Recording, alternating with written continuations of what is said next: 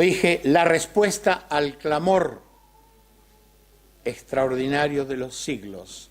Ya habíamos considerado sobre el clamor de los siglos, de que el Espíritu Santo inspiró al salmista para que expresara proféticamente la gran aflicción que llegaría a padecer el Hijo de Dios en la cruz del Calvario. Cuando decimos aflicción, en ningún momento se tiene en consideración lo que los hombres le hicieron a Cristo, sino que la aflicción tiene que ver estrictamente con la ausencia de Dios en el Hijo de Dios cuando Dios cargó sobre él el pecado del mundo. Así que, mi querido hermano, la aflicción de Cristo tuvo que ver contigo y conmigo. Nosotros fuimos responsables de esa aflicción. Él tuvo que padecerla por nosotros. Eso es lo que vamos a considerar rápidamente en el tiempo que se nos permite. Veamos Salmo 22.1, ahí aparece en la segunda slide. Salmo 22.1 es para simplemente recordar la magnitud de ese clamor, y al considerar la magnitud del clamor veremos la importancia de la respuesta. Dios mío, ¿por qué me has desamparado? ¿Por qué estás tan lejos de mi salvación y de las palabras de mi clamor? Habíamos visto claramente que en este doble clamor se expresa la completa soledad sin Dios y la aflicción que eso significaría para el Hijo de Dios. Tenemos que entender que la experiencia que tuvo que vivir el Señor en la cruz del Calvario fue única. Él estuvo eternamente en comunión con el Padre. Y se produjo un paréntesis. Ese paréntesis tiene que ver con que Dios Padre dejó de mirar a su Hijo. ¿Por qué dejó de mirar? Porque Dios quita el rostro del pecado. Y la palabra dice que Dios hizo a su Hijo pecado por nosotros. Al sustituirnos, Cristo tomó nuestro lugar y recibió el castigo.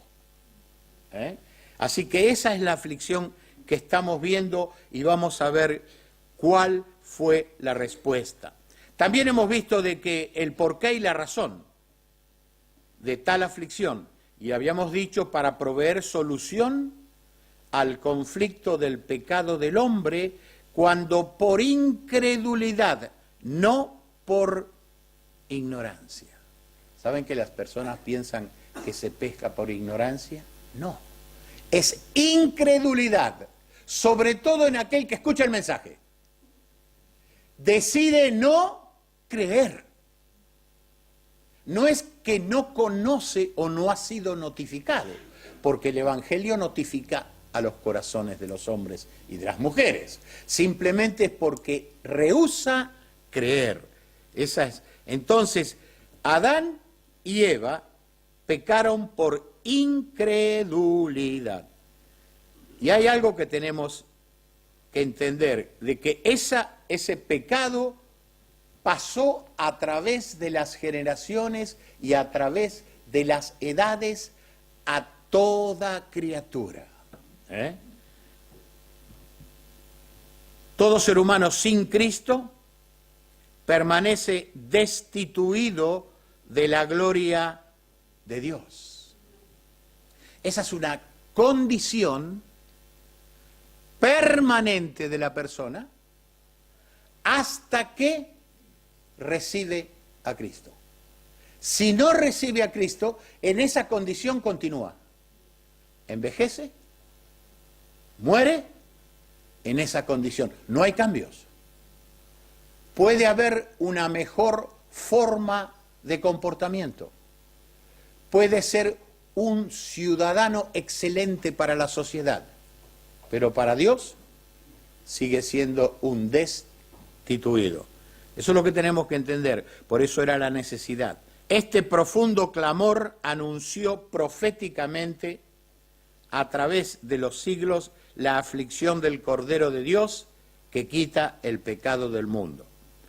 Muchos doctores de la ley en el Antiguo Testamento habrán intentado dar respuesta a esta antigua doble pregunta, doble clamor, que como un eco vibró elocuentemente en la historia de los hebreos. ¿Por qué de los hebreos? Porque la palabra de Dios llegó primero al pueblo hebreo, y ellos fueron los encargados de escribirla, de cuidarla, de protegerla. Por eso que ellos fueron mucho más responsables ante este eco. Como toda pregunta demanda una respuesta. Hoy consideramos la respuesta al clamor y veremos quién es la persona que da la respuesta. Después de tanto tiempo transcurrido, pese a los muchos interrogantes que anidaron en los corazones de devotos temerosos de Dios en el Antiguo Testamento. Hubo muchos devotos entregados en el Antiguo Testamento, pero Dios no se los reveló a ellos. De ahí la gran importancia de estudiar la respuesta. Vamos a Juan 3:16. Aquí vemos la respuesta bien declarada. Porque de tal manera amó Dios al mundo que ha dado a su Hijo unigénito para que todo aquel que en Él cree no se pierda, mas tenga vida eterna. Esta es la respuesta al Salmo 22:1. Dios mío, ¿por qué me has desamparado? Porque Dios Padre iba a entregar a su Hijo para la causa de poder redimir a los pecadores. Esa fue la razón, ese fue el propósito. Transcurrieron 10 siglos para que se revelara la respuesta. Tengamos en cuenta de que quien formula proféticamente la pregunta y quien anuncia la respuesta es la misma persona del Hijo de Dios. La pregunta fue formulada por el Cristo preencarnado y es contestada por el Cristo encarnado. No fue el salmista quien vivió esa experiencia. No, esa experiencia era profética, que sería vivida por el Hijo de Dios. Vemos algo que es muy interesante. ¿A quién se la declara? A Nicodemo. ¿Por qué le es declarada la respuesta a esta particular persona? Precisamente porque representaba a los jerarcas espirituales de la nación hebrea. Observemos que fue Nicodemo quien vino al encuentro del Señor. Vamos a ver características de Nicodemo. Juan 3:1-2. Había un hombre de los fariseos que se llamaba Nicodemo, un príncipe entre los judíos. Este vino a Jesús de noche y le dijo: Rabí, sabemos que has venido de Dios como maestro, porque nadie puede hacer estas señales que tú haces si no está Dios con él. Esta porción es muy ilustrativa en cuanto a información. Por lo pronto partimos de que no era una persona más en el judaísmo, sino era una persona que tenía responsabilidades en el judaísmo. Era un príncipe, era uno de los que dirigían las suertes del judaísmo en ese aspecto. Era, según dicen, participante del Sanedrín, de los más sabios. Vino de noche, eso no significa mucho, pero vino. Pero cuando dice sabemos, la inquietud de este hombre, o en el corazón de este hombre, no era la única. Hubo algunos con él, junto a él, de su misma jerarquía, de su mismo nivel intelectual, que tenían el mismo sentir, porque dice sabemos. Simplemente él quizás fue comisionado o fue el que se animó. Es entendible esto, ¿no es cierto?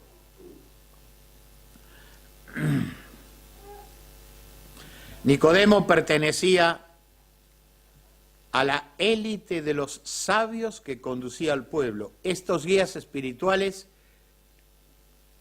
leían de manera regular las Escrituras. Tenían que hacerlo. Eran los que estaban en contacto para guiar al pueblo.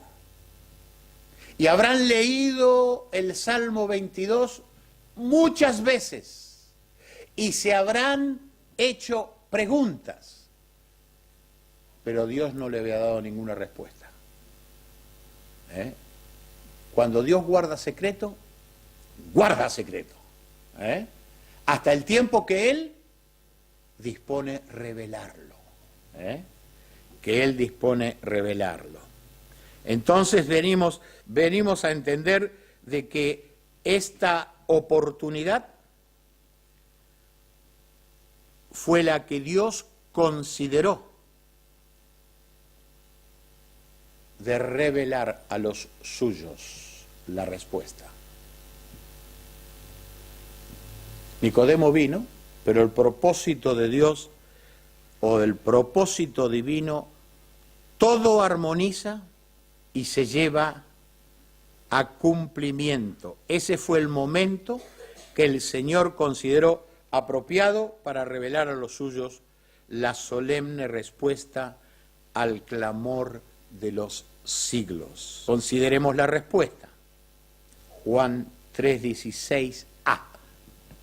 Hay una partición en el versículo para analizar cada una de las particiones y entender un poquitito más. Porque de tal manera amó Dios al mundo, es la primera partición. La inflexión de la frase en superlativo y la terminología señala la inmensurable grandeza del amor de Dios para con la raza humana. No se puede medir, se puede justipreciar, se puede evaluar, pero no hay forma de decir exactamente cuál es esa dimensión. Por eso está el superlativo, porque de tal manera. Cuando se usan superlativos es simplemente para describir lo que con palabras no se puede declarar. Pero entonces se usa el superlativo para que se entienda mejor. Precisamente la dádiva expresa elocuentemente el profundo sentir del dador. ¿Quién fue el que dio? El Padre. ¿Qué dio el Padre? Lo más excelente, lo más grande, lo más magnífico de los cielos. Quiere decir que el amor que impulsó al Padre a dar tan grande regalo, el amor tiene que haber sido grande, grande, grande. Esa es la idea.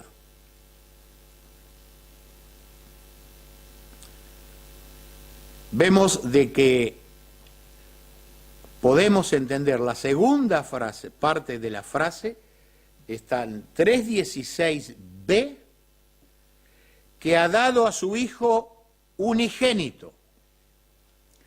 El que es dado es único hijo, o sea,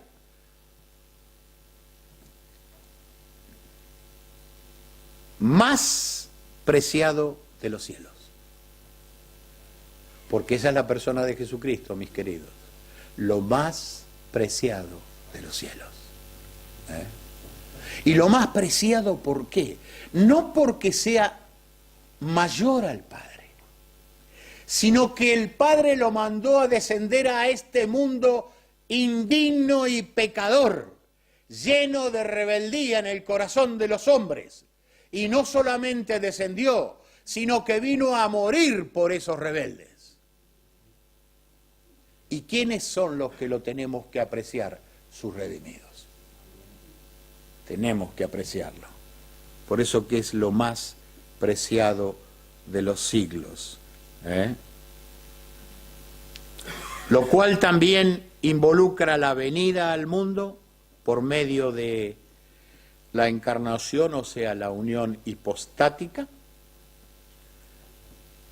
que significa cuando una persona divina adquiere, agrega naturaleza humana, viniendo a ser la misma persona con dos naturalezas, naturaleza divina y naturaleza humana. No son dos personas, es la misma persona, con dos naturalezas. O sea, la encarnación lo que le significó descender de la esfera celestial a la esfera terrenal. Esto muy explícitamente lo describe el apóstol Pablo en Filipenses capítulo 2, que habla sobre la condescendencia del Señor, cómo el Señor escalonadamente fue descendiendo, por amor a ti y por amor a mí. ¿Para qué? Para venir a buscar lo que se había perdido. Vino a buscar lo que se había perdido. Y tú y yo estábamos perdidos.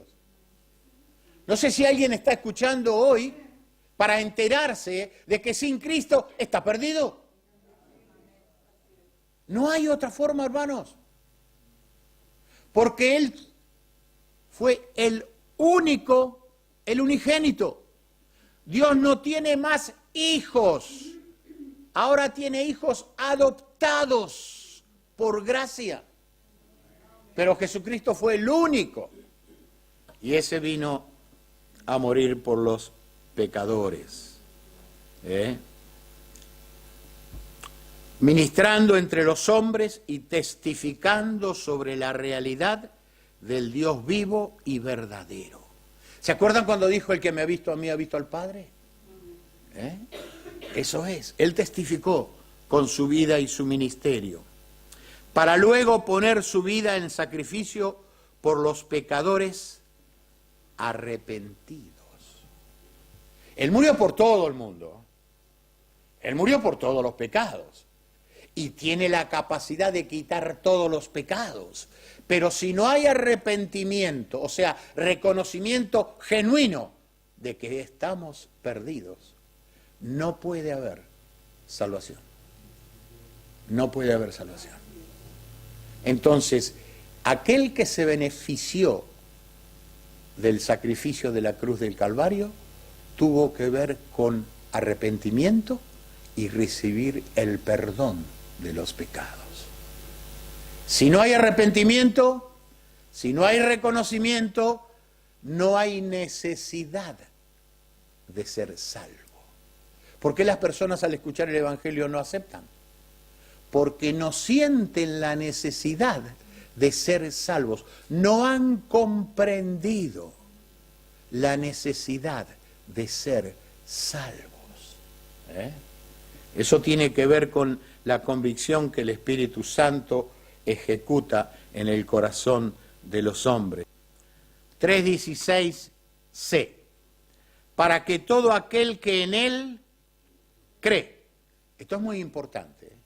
Esto es muy importante porque dice, la dádiva del Hijo está condicionada a que debe ser aceptada y creída. ¿Qué es lo que se debe creer? La persona del Hijo de Dios y su obra redentora. No creer en algo parecido, no creer en una estructura eclesiástica, sino en aquel que estableció la iglesia, en su sangre. Eso es creer eficazmente, porque al haber creído y recibido al Salvador, somos salvos. No por obra, para que nadie se gloríe, no por méritos, no por una trayectoria familiar, sí porque mis abuelos iban y mis tatarabuelos iban y me llevaban a la iglesia. ¿Sabe cuántos han entrado en las iglesias y no se han convertido? Así que hay que tener cuidado con eso. El creer tiene que ser creer en el Hijo de Dios, y quiero agregar un poquito más. Primeramente, creerle a Dios, que Él ha enviado a su Hijo. ¿Se dan cuenta? Y creerle el propósito por lo cual lo ha enviado, a buscar y a salvar lo que se había perdido. Y creer que ese Hijo, al cual muchísimos vieron, todos los contemporáneos lo vieron, testificó de su Padre. Él mismo dijo descender del cielo. No fue creído por muchísimos, pero es el testimonio, Él lo dio.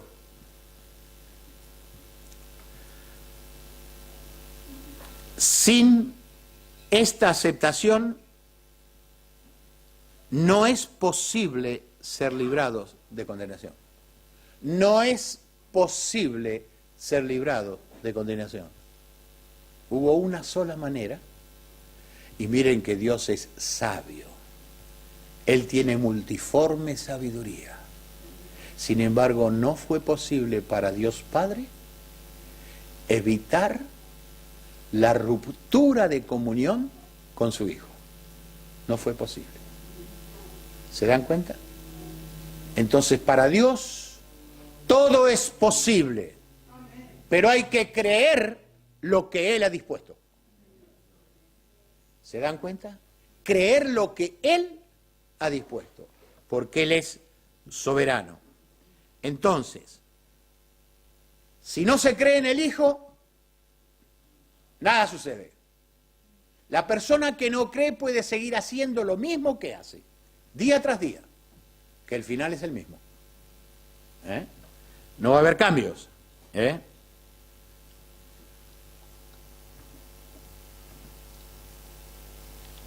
Como claramente lo señala el verso que continúa, el párrafo que continúa, no se pierda.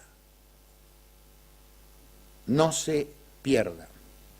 El beneficio de ejercitar fe, o sea, creer, es el de ser perdonados definitivamente.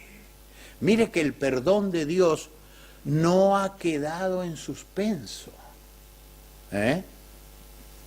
En cuanto a que Dios me perdona y si hago algo mal me quita el perdón y luego me lo da de vuelta, me lo aplica y me lo desaplica. Hay personas que creen eso. Y eso no es así. La palabra de Dios expresa claramente para que no se pierda.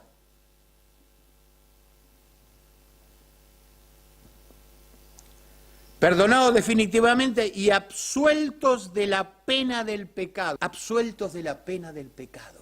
¿Sabe quién le susurra al oído a los creyentes que Dios todavía tiene pendiente su acusación hacia mí? Satanás, el enemigo de las almas. Satanás no puede acreditarse mi alma, pero sí se puede acreditar lo mortificado que soy yo por él. ¿Se dan cuenta? Y él se refrega las uñas y se restrega las manos. ¿Se dan cuenta? Y se ríe a carcajadas. Pero solamente puede mortificarnos. Pero nuestra alma le pertenece a Dios. Porque Cristo la compró con su sangre. Nunca olvidemos esa verdad. De manera que ha cambiado su condición ante Dios. De perdido a perdonado. De perdido a perdonado. Si usted tiene dudas, recite de perdido a perdonados. Y si quiere asegurar más, por gracia. No por mérito, por gracia.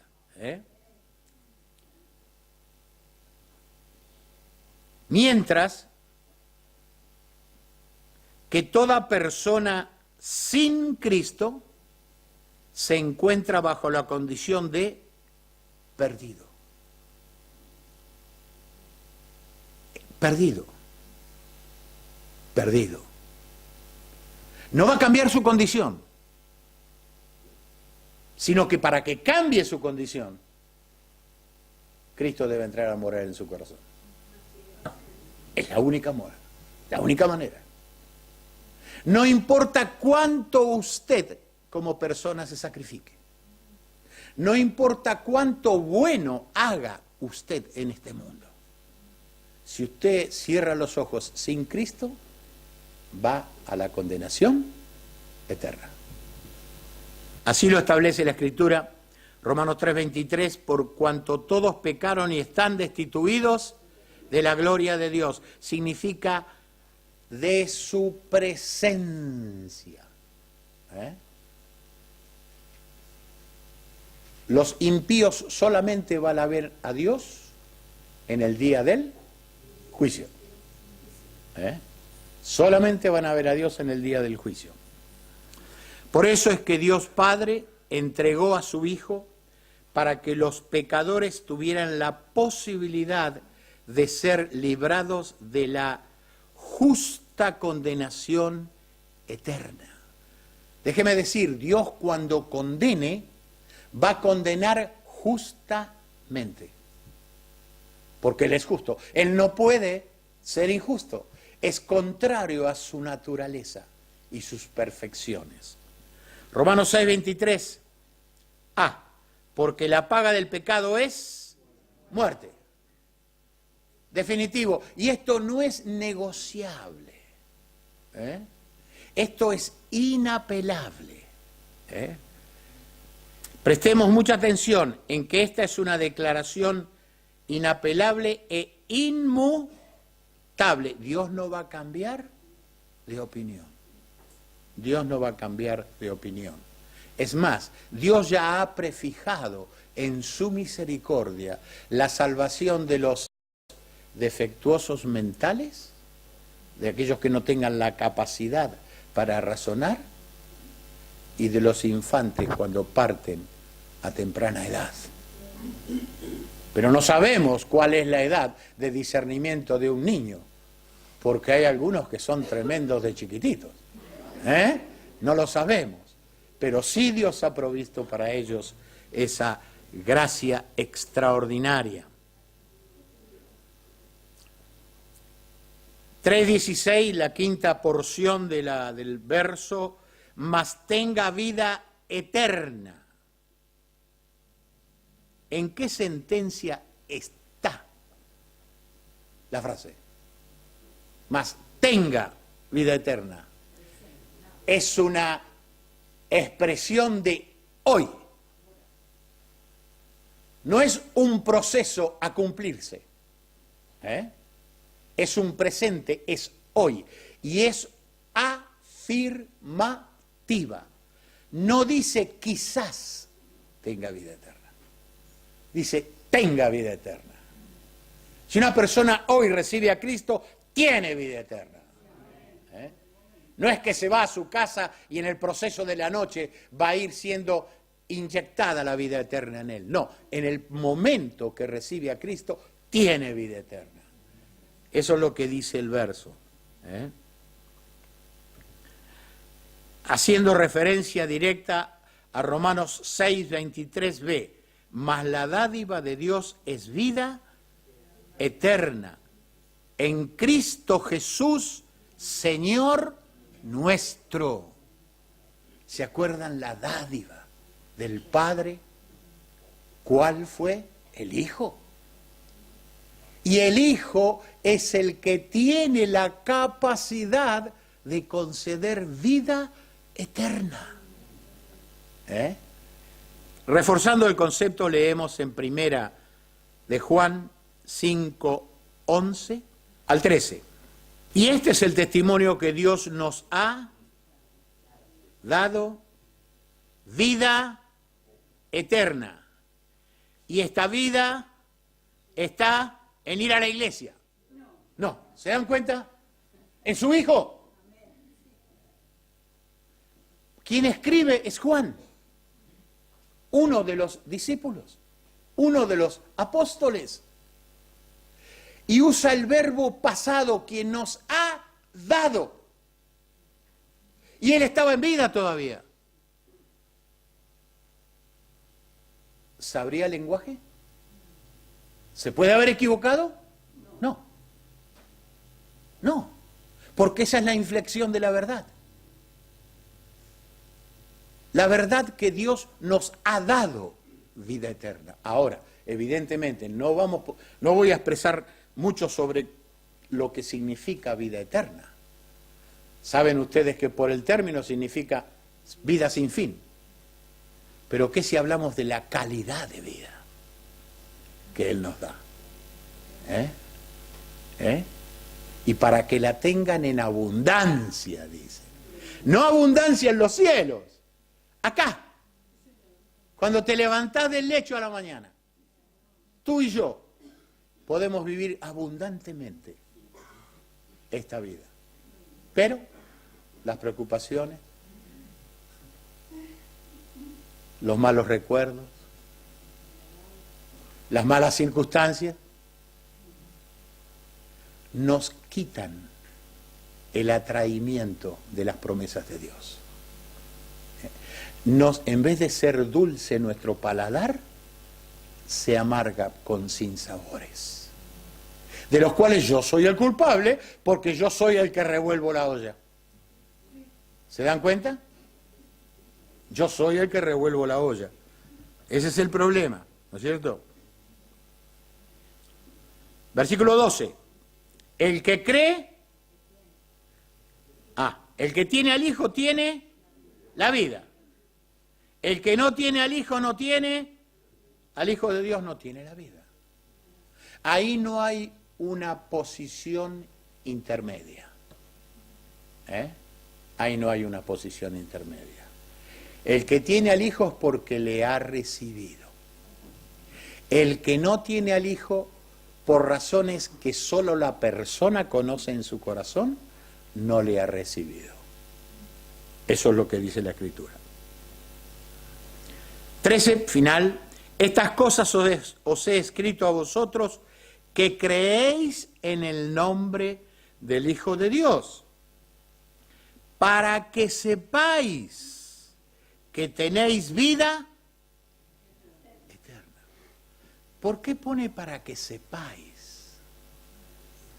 ¿Saben que en la iglesia primitiva había veletas, creyentes veletas? Un día se levantaban con buen ánimo espiritual y otro día se levantaban con mal ánimo espiritual. ¿Saben lo que es una veleta, no? El viento la lleva. Exactamente. No, hermano, no. Tú y yo debemos ser firmes en Jesucristo. Él, cuando enfrentó la cruz, se afirmó. ¿Por qué? Porque tenía que rescatarte a ti y a mí.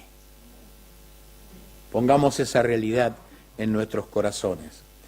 Estas cosas os he escrito a vosotros que creéis en el nombre del Hijo de Dios, para que sepáis que tenéis vida eterna y para que creáis en el nombre del Hijo de Dios. Esto parece una repetición, pero me hace acordar al martillero que martillaba el taco de zapatos para que el clavo entrara más adentro y afirmara mejor ese taco, para que no se moviera.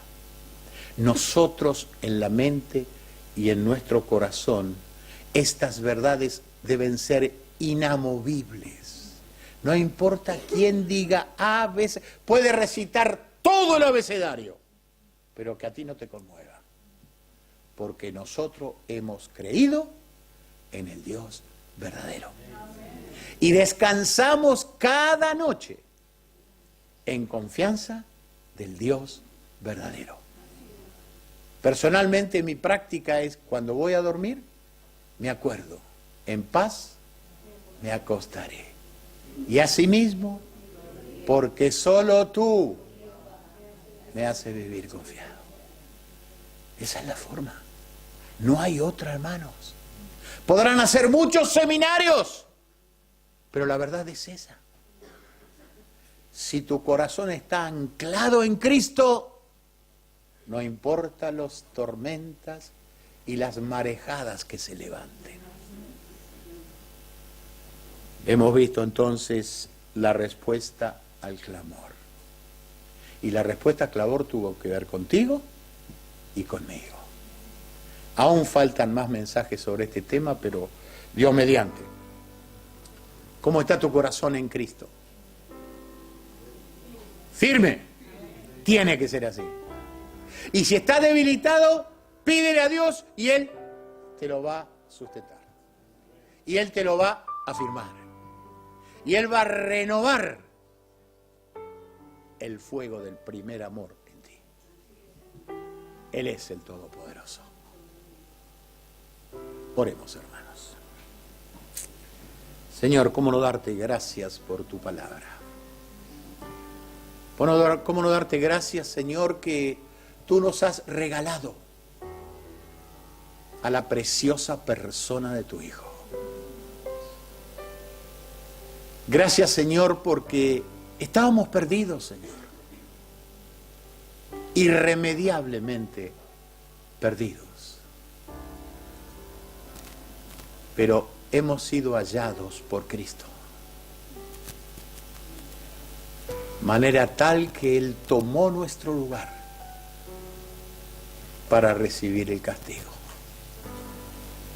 Y es en esa sangre derramada que hemos sido comprados, redimidos, para tu honra y tu gloria, oh Señor. En su nombre te damos las gracias. Amén, Señor.